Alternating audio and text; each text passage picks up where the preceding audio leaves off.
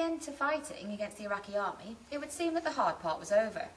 Coalition forces now controlled the country, and establishing a democracy where people could choose their leader could begin.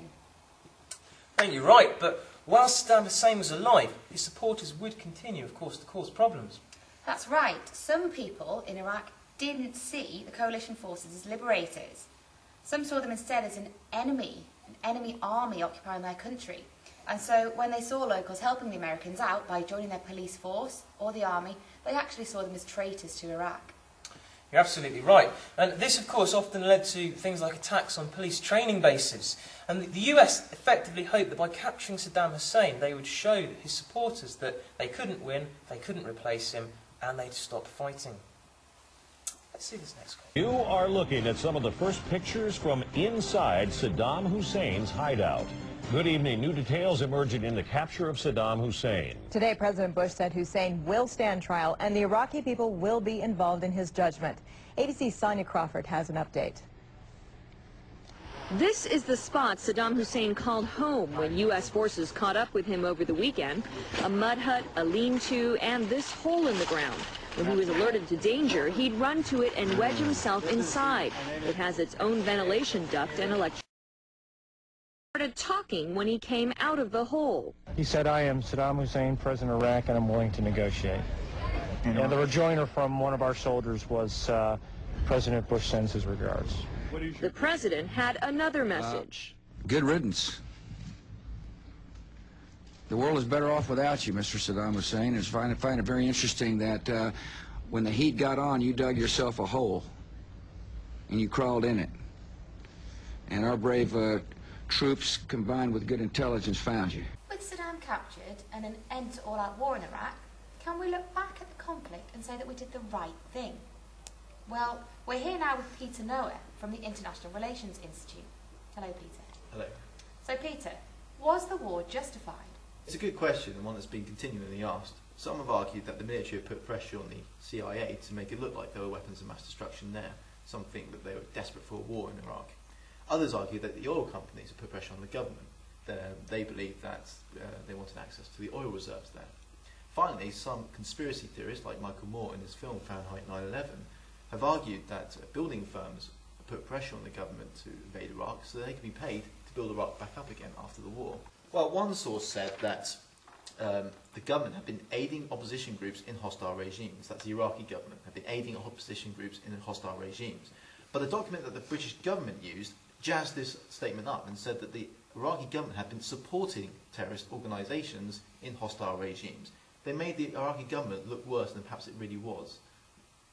Saucy. So, how else did these documents make a case for war? Well, it's mainly based around the whole WMD argument. The documents, the dodgy dossiers, said that Iraq could fire a WMD within 45 minutes. That convinced a lot of people who weren't convinced by the arguments for war to support it. Some might argue that by getting rid of Saddam Hussein, we have done the right thing. Take a look at this. Some came out of curiosity to see Saddam Hussein's feared torture cells. Others came in hope of news of long disappeared brothers, fathers and sons. When a man say no to Saddam Hussein, they bring him in the dark, in the night, alone, put him in that building. And they do all they can to torture him. When you get in that building, the stone, if they can't talk, they will tell you how many people died there. On April the 24th, 1980, she said, men from military intelligence took her brother. Since then, they've had no information. Exactly the same happened to our uncle in 1981, said the second woman. They accused him of insulting Saddam Hussein. We haven't seen him since. Suddenly, a man appeared with a different message. Saddam is the crown of the Arabs. The people inside there had probably been causing trouble.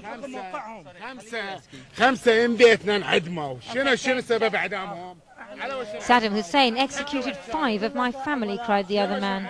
They were probably spies, he shouted back. Then someone else weighed in with his accusation. A fight was about to break out. That's fairly conclusive. Saddam Hussein used torture to control the people of Iraq. Surely that means we're right to invade. Yes and no. I mean, true, he is a very ruthless leader. He undoubtedly imprisoned, tortured and executed thousands of people. So in that sense, yes, he's caused a lot of pain for the Iraqi people. So, having discovered this information, we can now say that invading Iraq was the right thing to do. Saddam has been executed and he was evil. Again, that's a yes and no kind of question. Yes, it's great that we've got rid of this evil leader. The British and American forces out there are now trying to implement democracy. Now, democracy in itself is a good thing. So you think, yeah, great, we've done a good job. The problem is there's lots of people in Iraq who don't want a democracy and are willing to kill people to make sure it doesn't happen. Since we've invaded, thousands, if not hundreds of thousands of innocent Iraqis have died.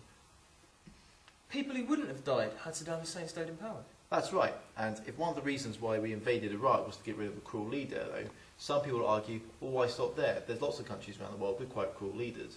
For example, some will argue that we should perhaps invade North Korea, as they've got a communist leader there who's denied the basic rights for his people for a long, long time. Or in parts of Africa, there's leaders there who have denied basic rights to big segments of their population. For example, Robert Mugabe in Zimbabwe. So, you're saying that we should be attacking all of these countries?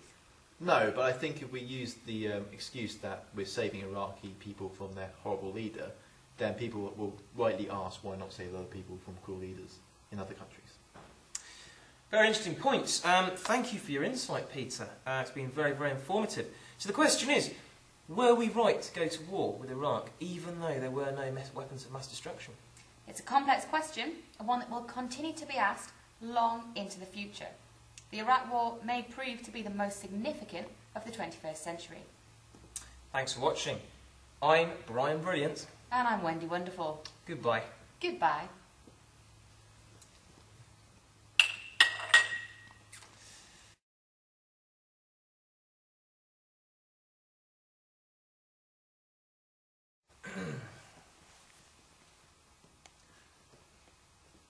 Well,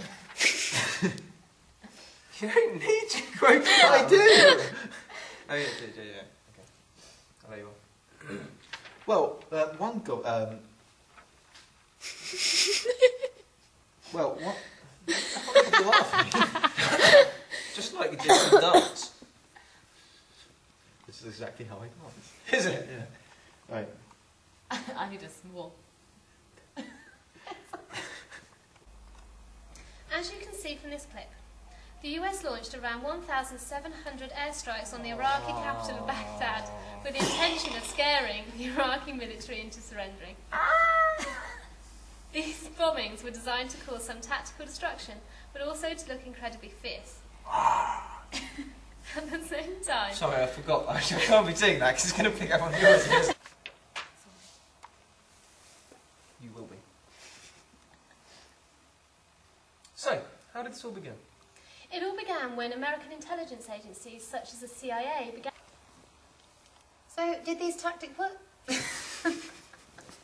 Chuckles Catchall strikes again. I don't know why the words just don't come out. Sorry, that was my fault. Do you want to pause it and start again? So, Might be. I haven't learnt this bit.